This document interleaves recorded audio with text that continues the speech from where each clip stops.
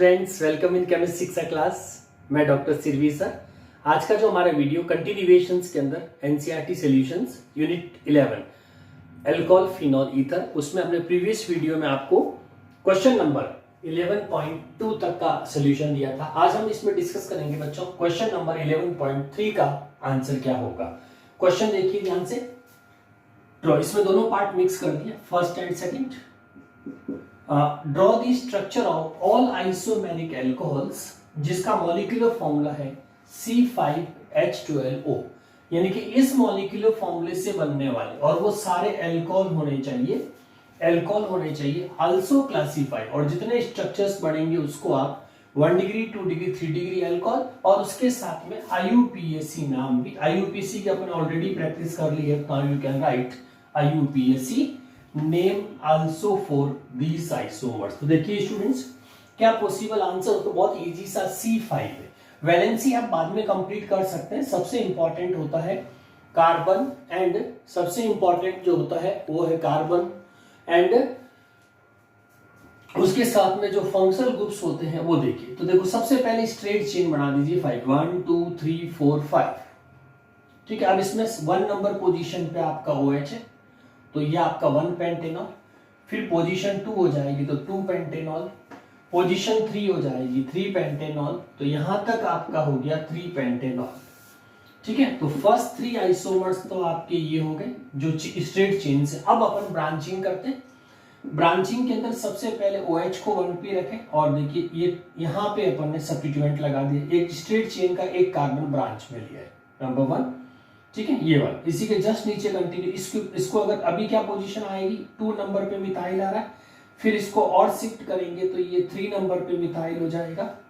ठीक है, और थोड़ा सा शिफ्ट करेंगे आप इसको, यानी कि अब जैसे ही आपने C को शिफ्ट किया वैसे आप OH को भी शिफ्ट करिए, तो ये देखो दोनों मिडिल कार्बन पे हो गए, यहाँ पे टर्मिनल विद आपका मिडिल मिथाइल, तो ये सब अलग अलग होंगे। तो इसमें आपका 3 मिथाइल ब्यूटेनॉल आएगा। ठीक है, इसमें आपका 2 मिथाइल ब्यूटेनॉल आएगा, इसमें आपका 1 2 3 4 तो 3 मिथाइल 2 ब्यूटेन 2 ऑल आएगा। इसी तरह से अब जिस कार्बन पे OH है उसी पे एक C, ये ब्रांच डायरेक्ट इसके ऊपर भी आ सकती है, तो 1 2 3 4 तो 2 मिथाइल ब्यूटेन 1 ऑल हो जाएगा। और फिर ये 2 ब्रांच है, जैसे इसमें सिंगल ब्रांच आई है वैसे एक ब्रांच अपन क्या कर सकते हैं, जैसे ये कार्बन इस पे आ जाए तो ये डबल ब्रांच वाला हो गया। नंबरिंग अल्कोहल वाले कार्बन से शुरू होगी, तो 2,2 डाई मिथाइल और ये पीछे प्रोपेनॉल बन जाएगा। तो टोटल अगर अपन देखें तो 3 4 5 6 7 एंड 8, टोटल 8 आइसोमर्स बनेंगे। तो पहला आंसर तो हो गया, टोटल नंबर ऑफ आइसोमर जो बनेंगे वो that will be 8 total isomers होंगे, पहली बात। दूसरा, इनको क्लासिफाई करना, तो क्लासिफाई कैसे करते हैं, जहां पे भी CH2OH आता है वो 1 डिग्री अल्कोहल बनेगा, जहां पे भी आपको CHOH मिलता है वो हमेशा 2 डिग्री होगा, और जहां पे भी COH है वो 3 डिग्री। तो इस बेसिस पे आप आइडेंटिफाई करके, क्योंकि जिस कार्बन पे आपका OH अटैच्ड है वो कार्बन फर्दर कितने कार्बन के कांटेक्ट में है, तो 1 कांटेक्ट 2 कांटेक्ट एंड 3 कांटेक्ट्स होंगे तो डिग्रीज हो जाएगी। तो फर्स्ट में देखो, अगर अपन इसको बढ़ाएंगे तो क्या बनेगा CH2, ये क्या बनेगा CH, ये भी क्या बनेगा CH, वंस मोर CH, इसमें ऑलरेडी 4 हो गया। ठीक है, इसमें आपका ये CH2 बनेगा, इसमें आपका ये CH बनेगा, इसमें आपका CH2 बनेगा। तो ये मैंने वो बाकी वैलेंसी आप पूरी कर सकते हैं। अब अपन इसमें डिग्री आइडेंटिफाई करें तो फर्स्ट स्ट्रक्चर आपका 1 डिग्री है, इसमें देखो CHOH आ रहा है, ये वाला तो 2 डिग्री हो गया, इसमें भी CHOH आ रहा है 2 डिग्री हो गया, इसमें आपका CH2OH है 1 डिग्री हो गया, इसमें आप देखिए ये वाला COH है ओनली तो ये वाला हो गया यानी कि 3 डिग्री, इसमें CH2OH 1 डिग्री, इसमें भी CH2OH 1 डिग्री, इसमें CHOH तो 2 डिग्री। ये आपका with degree IUPAC name for this question. Yes, student. Now the question number 11.4 NCERT. Explain why propanol has higher boiling point than that of hydrocarbon butane. यानी कि इस question का जो meaning है वो कि आपके पास में अगर एक प्रोपेनॉल है ना, प्रोपेनॉल का स्ट्रक्चर क्या बनेगा CH3CH2OH, ये प्रोपेनॉल हो गया। सेकेंड हाइड्रोकार्बन है that is butane, CH3CH2 and CH3, ये ब्यूटेन है। Then also the propanol have higher boiling point, जो बॉइलिंग पॉइंट अगर दोनों का कंपेयर करें तो आपका प्रोपेनॉल का बॉइलिंग पॉइंट ज्यादा आएगा, जबकि अगर आप मास देखें तो कार्बन नंबर इसके पास ज्यादा है, मास इसका हायर है रादर देन दिस। ये छोटा कंपाउंड है, फिर भी जनरली इन जनरल क्या होना चाहिए, लार्जर कंपाउंड्स का ज्यादा होता है लेकिन स्मॉलर। तो एल्कोहल के केस में क्या होता है, जैसे अपन एल्कोहल को ROH से रिप्रेजेंट कर सकते हैं, तो HOR, एल्कोहल को अपन ऐसे लिख सकते हैं HOR। एल्कोहल में स्टूडेंट्स इलेक्ट्रॉन नेगेटिविटी डिफरेंस होता है फंक्शनल ग्रुप्स के अंदर, इस वजह से एल्कोहल का जो OH ग्रुप होता है दैट शोज पोलैरिटी, इसके ऊपर पोलैरिटी आ जाएगी। इस पोलैरिटी की वजह से एल्कोहल के जो मॉलिक्यूल्स होते हैं वो आपस में सेल्फ एसोसिएट हो जाएंगे, और इस सेल्फ एसोसिएशन की वजह से ओवरऑल इसका मोलर मास इंक्रीज हो जाएगा। तो इसमें कह सकते हैं ये जो आपका है due to hydrogen bond, answer में क्या लिखेंगे, due to hydrogen bond they get more BP, क्योंकि इनका क्या बढ़ जाएगा, self association, overall molar mass बढ़ जाएगा। जबकि एल्केन जो होती है उसको अपन RR से रिप्रेजेंट करते हैं, और RR के केसेस में इनमें कोई इंटरेक्शन नहीं होता, क्योंकि जो हाइड्रोकार्बन होते हैं वो नॉन पोलर होते हैं, नेगेटिविटी डिफरेंसेस नहीं होता, जिनमें उन्हें सेल्फ एसोसिएशन नहीं आ पाता, इससे वो लाइटर और वोलेटाइल नेचर रह जाते हैं, that's why they have less boiling point. Yes student, next question number 11.5, alcohols are comparatively, यानी कि एल्कोहल्स को अपन ROH से रिप्रेजेंट करेंगे, comparatively more soluble in water, water में सोल्यूबल है, than hydrocarbon of comparable molar mass, almost same molar mass वाला एक हाइड्रोकार्बन है और एक एल्कोहल है। जैसे आपके पास में एल्कोहल है और उसी मोलर मास का अगर आपके पास में हाइड्रोकार्बन, जिसको RR एल्केन से रिप्रेजेंट करते हैं, एक्सप्लेन दिस फैक्ट। सिंपल सा, जैसे अभी अपने प्रीवियस क्वेश्चन में भी देखा था, अगर वाटर में सॉल्युबिलिटी चाहिए तो दो ही चीजें, जैसे स्पेशली कोवेलेंट बॉन्ड में जो इंपॉर्टेंट चीज होती है वो होती है पोलैरिटी।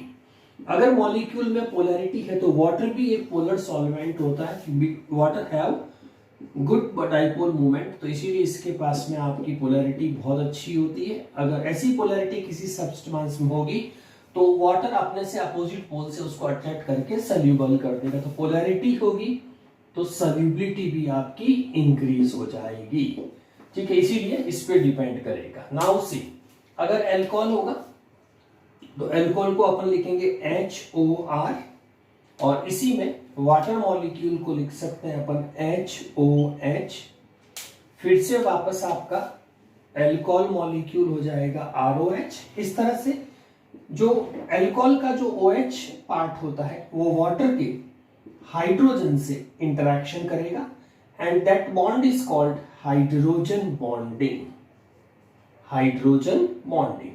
और hydrogen bonding is directly proportional to solubility in H2O, ठीक है। तो ये इंटरेक्शन जो होगा ये इसमें सॉल्युबिलिटी, और ये कंटिन्यू चलता रहेगा तो ये सॉल्युबिलिटी इंक्रीज करा देगा। यही केस जब आप एल्केन में देखेंगे तो एल्केन में पोलैरिटी नहीं होती, because each carbon have same negativity. तो जैसे RR में अगर एल्केन लिखते हैं, ये कोई हाइड्रोकार्बन है, तो इस केस में कार्बन और कार्बन के बीच में नो पोलैरिटी, क्योंकि इनके ऊपर मोमेंट पोल नहीं होते प्लस माइनस के, और पोल नहीं होंगे तो ये मॉलिक्यूल आपस में इंटरेक्ट नहीं करेंगे, क्योंकि all molecules are non polar in nature, और नॉन पोलर नेचर जो होती है वो सॉल्युबिलिटी को डिक्रीज कर देती है इन H2O, और even absence of hydrogen bond में इसमें रहता है। तो इसीलिए एल्कोहल की सॉल्युबिलिटी में दो ही इंपॉर्टेंट चीजें होती है, एक तो आपका कार्बन चेन स्मॉलर होना चाहिए, और कोई भी उसके साथ में पोलर ग्रुप्स हो तो बेटर, जैसा कि एल्कोहल के केस में है। तो इसीलिए इसमें हाइड्रोकार्बन इनसॉल्युबल रहते हैं, जबकि एल्कोहल्स इजीली सॉल्युबल हो जाते हैं। यस स्टूडेंट्स, नेक्स्ट क्वेश्चन अपन डिस्कस करते हैं 11.6. What is meant by hydrocarbon oxidation? Illustrate with suitable example. आपको इसका मीनिंग बताना है स्टूडेंट्स. हाइड्रोबोरेशन, इसको बोरेशन लिखिए, हाइड्रोबोरेशन एंड ऑक्सीडेशन. याद रखिए हाइड्रोबोरेशन जो वर्ड आया है, hydroboration, that is for BH3. BH3 का कॉमन नेम है डाइबोरेन कंपाउंड. ठीक है, बोरॉन हाइड्राइड या इसको बोलते हैं डाइबोरेन. अगर इसकी रिएक्शन अपन एल्कीन से करा देते हैं, ठीक है, तो hydroboration means reaction of alkene, reaction of alkene with BH3 is called hydroboration. क्या बोलेंगे इसको? हाइड्रोबोरेशन. अब देखिए एल्कीन कोई भी ले सकते हैं, और अनसिमेट्रिक लीजिए ताकि आपको एंटी मार्कोनिकॉफ रूल का भी आइडिया हो जाए. या इसमें सारे प्रोडक्ट एंटी मार्कोनिकॉफ रूल से बनेंगे पेरोक्साइड की प्रेजेंस की वजह से. ये प्रोपीन हुआ. अब आपके पास स्टूडेंट्स डाइबोरेन में 3 हाइड्रोजन है, ये 3 हाइड्रोजन है ड्राई ईथर की प्रेजेंस में स्टार्टिंग में. अब देख इसमें ये जो पाई बॉन्ड होगा ये ब्रेक हो जाएगा, इसके 3 मोल लीजिए और 3H क्लीवेज हो जाएगा. ये जो H होगा स्टूडेंट्स, ये इस स्पीसीज को 3 स्पीसीज को मिल जाएगा, और बोरॉन जो होगा वो डायरेक्टली लास्ट का. तो ये कितने बन CH3CH2, CH3CH2 और CH2. ठीक है, और उसके बाद में आपका ये बोरॉन जो होगा वो लास्ट कार्बन पे जुड़ जाएगा. तो आप देखेंगे इसके अंदर एग्जाम्पल कोई भी हो सकता है, इथीन का भी ले सकते हैं, प्रोपीन का भी ले सकते हैं. CH3CH2 CH2 और ये सेंटर में बोरॉन आ जाएगा, और CH3 CH2 CH3 और CH2 CH3 यार. तो इसको बोलते हैं ट्राई एल्काइल, क्योंकि एल्काइल की वैल्यू कोई भी हो सकती है, इसीलिए इसको ट्राई एल्काइल बोरॉन 3 टाइम्स होगा, तो इसको ट्राई एल्काइल. यहां तक का जो स्टेप 1 प्रोसेस है इसको हाइड्रोबोरेशन बोलते हैं, स्टेप 1. अब जो इसमें स्टेप 2 की बात करेंगे स्टूडेंट, जिसमें ऑक्सीडेशन वर्ड लिखा है, कौन सा? ऑक्सीडेशन. ओके, ये 2 अलग स्टेप 1 और स्टेप 2. स्टेप 2 में जो ऑक्सीडेशन, इसका मतलब है oxidation of reaction with oxygen या हाइड्रोलाइसिस रिएक्शन, ऐसे लिख दीजिए, reaction with H2O2 in basic medium of try alkyl boron, try alkyl boron. ठीक है, तो ट्राई एल्काइल बोरॉन का स्ट्रक्चर तो आप वापस बना दीजिए, CH3 CH2 CH2 CH3 CH2 CH2 CH3 CH2 CH2. ये आपका ट्राई एल्काइल बोरॉन हो गया. अब इसके साथ में पेरोक्साइड के भी उतने ही मोल लेने हैं जितना आपके पास में एल्काइल ग्रुप्स है, और इसी तरह से बेसिक मीडियम के अंदर भी आप क्या करेंगे, उतने ही OH लेंगे. ठीक है, तो इसमें से नेसेंट ऑक्सीजन निकल जाएगी, तो ये 3H2O बन जाएंगे. ये आपके प्लस माइनस, तो ये बोरॉन यहां से क्लीवेज होगा, तो जो 3OH ग्रुप्स है वो इन तीनों को मिलते ही आपके पास में पहले तो बन जाएगा 3 मोल एल्कोहल प्रोपेनॉल. वो डिपेंड करता है जितने कार्बन का लेंगे, और इसमें ध्यान रखना है हर कोई जो, क्योंकि इसमें पेरोक्साइड की प्रेजेंस है, इसीलिए रिएक्शन एंटी मार्कोनिकॉफ रूल से, यानी कि हमेशा OH टर्मिनल पे अटैच्ड करना है. इसके साथ में 3 मोल में आपके H2O निकल जाएंगे, रिमेन बचेंगे Na3B और O3.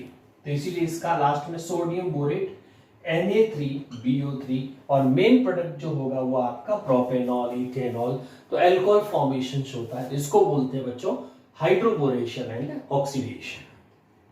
Yes students, next question 11.7. Give the structure and IUPAC name of monohydric phenols, यानी कि बेंजीन रिंग पे एक ही बार OH आना चाहिए। Molecular formula C7H8O। देखिए स्टूडेंट, सबसे इंपॉर्टेंट चीज यहां पे ट्रिक ये है, आपको ये कैसे मालूम पड़ेगा कि ये बेंजीन रिंग कंटेन्ड है। इसमें ट्रिक ये होती है कि ऑलमोस्ट जब कार्बन और हाइड्रोजन के नंबर ऑलमोस्ट इक्वल हो, +-2 तक हो सकता है मैक्सिमम, ठीक है, इक्वल हो, इसका मतलब वो एरोमेटिक रिंग है। तो यहां पे जैसे तो सबसे पहले आप क्या करेंगे, एरोमेटिक रिंग बना दीजिए। तो एरोमेटिक रिंग का मतलब उसके ऊपर कोई सब्स्टिट्यूट होगा तो एक डैश होगा, तो इसका मतलब C6H5 आप इसमें से कम कर दीजिए, ये इसमें ऑलरेडी आ गया। पीछे क्या बचा, O और 5 आगे, इसका मतलब 3 हमारे पास और हाइड्रोजन है और 1 कार्बन, ये हमारे पास रिमेन बचा है, ठीक है।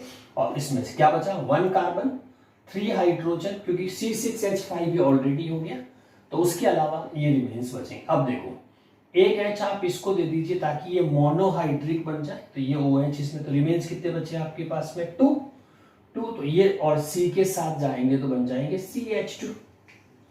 ओके, ये 2 ग्रुप लगाना है। अब ये जो OH है वो आपने यहां प्लेस कर दिया, क्योंकि फिनॉल है तो फिनॉल श्योर हो गया। अब रिमेन्स क्या बता, CH2 को अटैच करना, तो CH2 फिनॉल की कौन सी, ortho meta para, ortho meta और पैरा, मोनोहाइड्रिक का मतलब वो एक ही OH कंटेंट होगा, और जहां से भी आप ये सब्स्टिट्यूट करेंगे तो वहां से H रिमूव होगा, वो H इसको मिल जाएगा CH3, इसीलिए अपन कह सकते हैं कि मिथाइल ग्रुप सब्स्टिट्यूट कर देंगे, तो मिथाइल ग्रुप की पोजीशन चेंज होती जाएगी और फिनॉल आपका मोनोहाइड्रिक ही रहेगा, ये मेटा हो जाएगा। और थर्ड वन अगर अपन इसमें देखेंगे तो ये आपका पैरा पोजीशन हो जाएगी, ठीक है।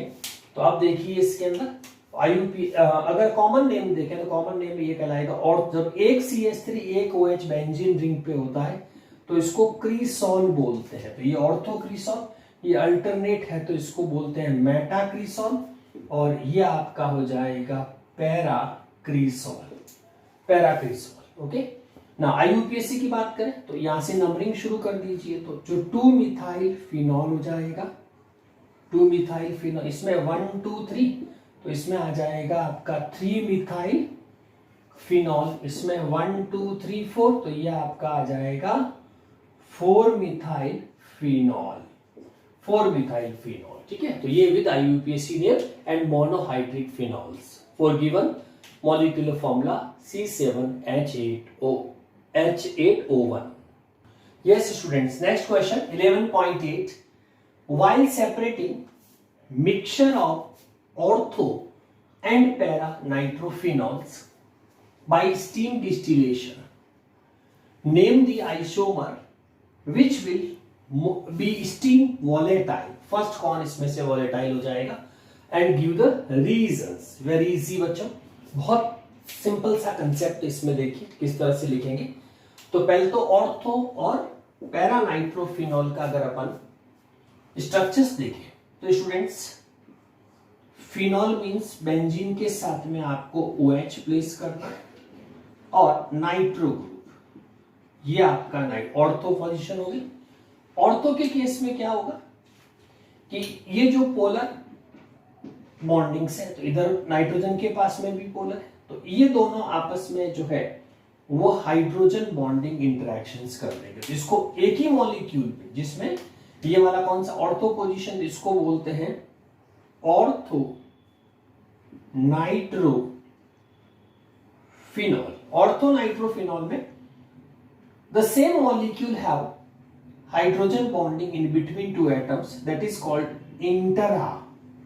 इंट्रा सेम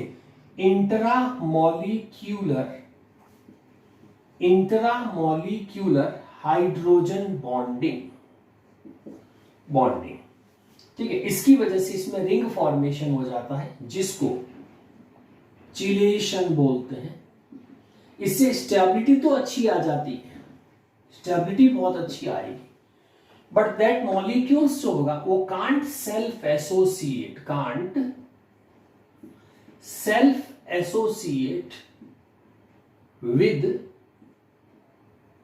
अनदर मॉलिक्यूल्स, तो इसका मोलर मास लाइट रह जाएगा।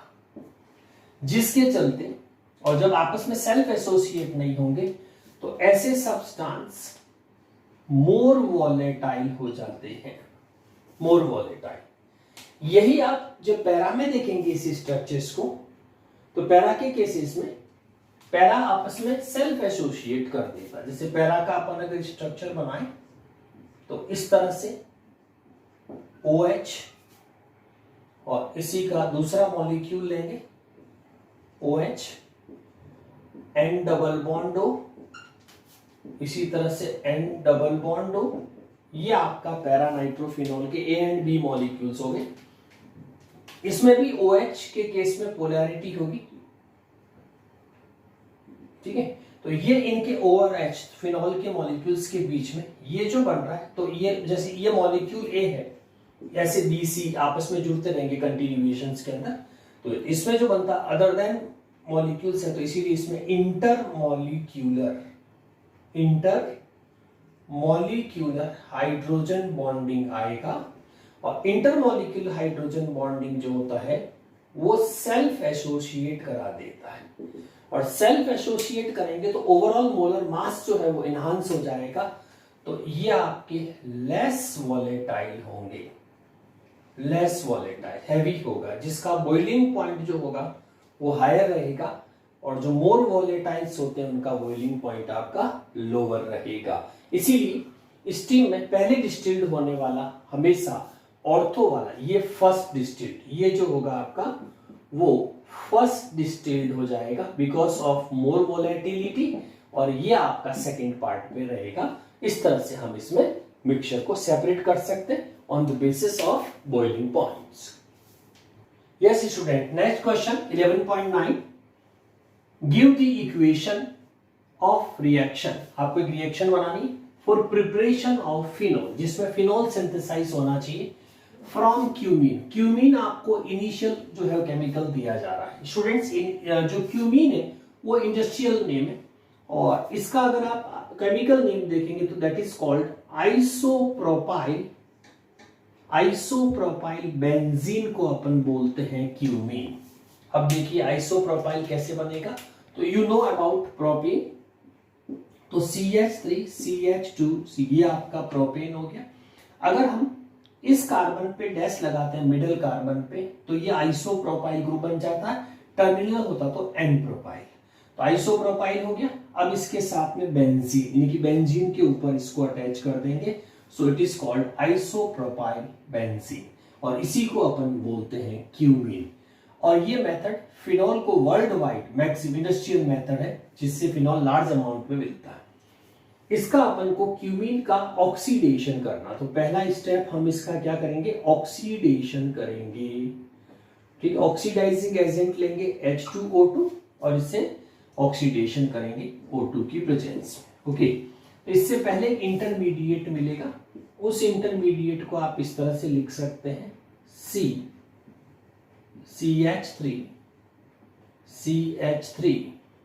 और ये जो दो ऑक्सीजन है वो ऐसे परऑक्साइड फॉर्म, एक बॉन्ड तोड़ दीजिए परऑक्साइड फॉर्म में, और जो ये H है आपका ये वाला, ये H लास्ट में प्लेस कर दीजिए, तो इसको बोलते हैं पर ये जो बॉन्ड आया है that is called peroxide bond, इसीलिए इसको हाइड्रो परऑक्साइड क्यूमीन बोलते हैं। हाइड्रो परऑक्साइड क्यूमीन इंटरमीडिएट बनेगा, फिर इसका हाइड्रोलाइसिस करेंगे एसिडिक मीडियम के अंदर, हीट करेंगे कंटिन्यू, तो इसमें से परऑक्साइड बॉन्ड ब्रेक हो जाएगा। परऑक्साइड बॉन्ड ब्रेक होती ये आपका कीटोन फॉर्म में निकल जाएगा और ये OH बेंजीन पे प्लेस हो जाएगा, यानी कि इस प्रोसेस का जो मेजर प्रोडक्ट होगा वो आपका फिनॉल होगा स्टूडेंट्स। तो ये तो आ गया आपका फिनॉल। बाई प्रोडक्ट में जो मिलेगा that is called acetone, CH3CH3, इसको तो बोलते हैं एसीटोन, और ये आपका क्या बन जाएगा इसमें फिनॉल। और सेकंड थिंग इसमें नोट याद रखना है, the method is used world wide production of phenol in large amount,